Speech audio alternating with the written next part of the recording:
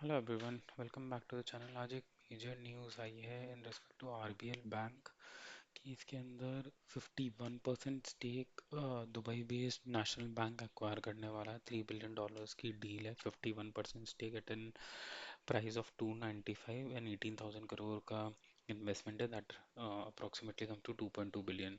एक massive update है इस स्टॉक के लिए, कंसिडरिंग द फैक्ट दैट ये stock over the period of time इतना ज़्यादा ना तो इसने कोई ग्रोथ ट्रेजेक्टरी दिखाई है, ना ही अपना मार्केट प्रेजेंस कुछ बढ़ाया है। But with this new investment strategy जो आने वाली है एमिरेट से, बिल्कुल टर्न अराउंड हो सकता है ये। और दे आर रेडी फॉर 51%। कभी पहले 26 लेंगे इक्विटी एंड देन 25 लेंगे ये पोस्ट 26 के मार्केट से लेंगे, either through the retail investor, FII या म्यूचुअल फंड से, क्योंकि आरबीएल बैंक का कोई प्रमोटर ग्रुप तो है नहीं, right.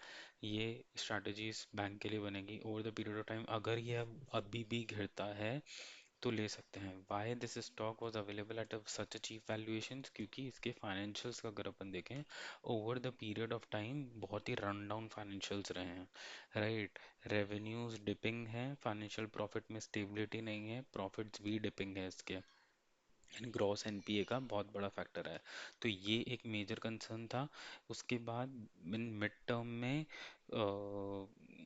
Kotak Mahindra bank also try to stake sale, yes, try to और ट्राई उन्होंने कर दिया था स्टेक सेल इस कंपनी के अंदर, रिजल्टिंग फिर इसका इतना अच्छा परफॉर्मेंस नहीं रहा है इसी वजह से। तो अगर आप इसका शेयर होल्डर पैटर्न भी देखोगे तो इसका कोई प्रमोटर नहीं है, majority F I DI government और पब्लिक के पास है। पब्लिक में भी आप देखोगे तो स्टेक कम होता जा रहा है, DIIs are increasing the stake from 20% to 34%। FIIs ने भी थोड़ा बहुत बढ़ाया, तो अब जो स्टेक इनके पास जाएगा वो इक्विटी रीबैलेंसिंग से जाएगा 25-26% का। ये सारे वैल्यूज कम हो जाएंगे एंड देन फिर F I S D I से इनका स्टेक लिया जाएगा। गुड स्टोरी है, कैसे टर्न अराउंड होता है वो हमें पता करना पड़ेगा। दूसरी चीज़ जो सबसे बड़ी इंपॉर्टेंट है, ये जो बैंक है ये आप कंप्लीटली ऐसे समझ लो, this is H D F C and ICICI bank. इसका जो मार्केट कैप और प्रेजेंस है in Dubai is exactly same as H D F C ICICI bank हमारे यहाँ का।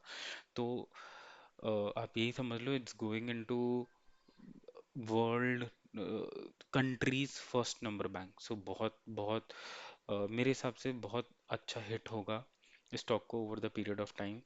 यस बैंक जैसा स्टोरी नहीं रहना चाहिए, बट ठीक है, देखते हैं क्या होता है। आज भी स्टॉक अगर आप देखोगे तो अच्छा सा 2 या 3% का रैली दिया था एंड देन फिर वो हल्का सा 1-2% नीचे सेटल हुआ, 299 के आसपास कुछ सेटल हुआ है। देखते हैं क्या होता है। अगर नीचे आया तो फिर परचेज करने का बनेगा, अदरवाइज तो ठीक है, हमारे पास और एवेन्यूज अभी अवेलेबल है मार्केट में अगर बैंकिंग में ही इन्वेस्ट करना है तो। Cool. Thanks for watching video. Please subscribe.